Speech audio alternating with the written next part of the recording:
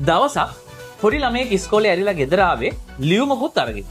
ගුරුවරයා කිව්වලු මේක අම්මට විතරක් දෙන්න කියලා. ඉතින් අම්මා ඒ ලියුම අරන් කියවද්දී ඇගේ ඇස් වලට කඳුළු ඇවිල්ලා තියෙනවා. ඉතින් මේ ළමයා ඇහුවලු අම්මගෙන් මොකක්ද ඒකේ තියෙන්නේ කියලා. ඉතින් අම්මා හයියෙන් ලියුම කියවලු. ඔයාගේ පුතා මාරම දක්ෂයි. අපේ ඉස්කෝලේ එයාට උගන්වන්න තරම් දක්ෂ ගුරුවරු නෑ.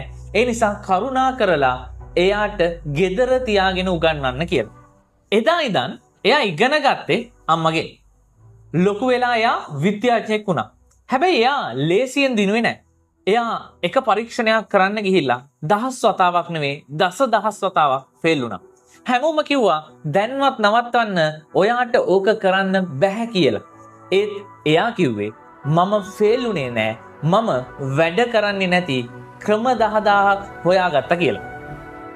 අවසානයේ එයා දිනුවා එයා තමයි මුළු ලෝකයටම එළිය දුන්න විදුලි බුබුල හොයාගත්තේ. එයා තමයි තෝමස් අල්වා එඩිසන්.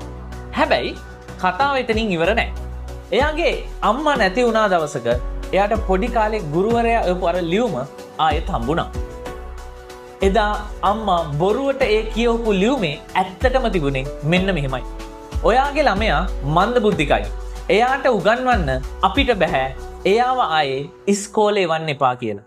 එදා අම්මා ඒ ලියුම දැකලා අතහැරියානම් අද මුළු ලෝකෙම කළුවරේ. ඔයා ගැන අනිත් අය හිතන දේ අදාළ නැහැ. වැදගත් වෙන්නේ ඔයා ගැන හිතන දේ විතරයි.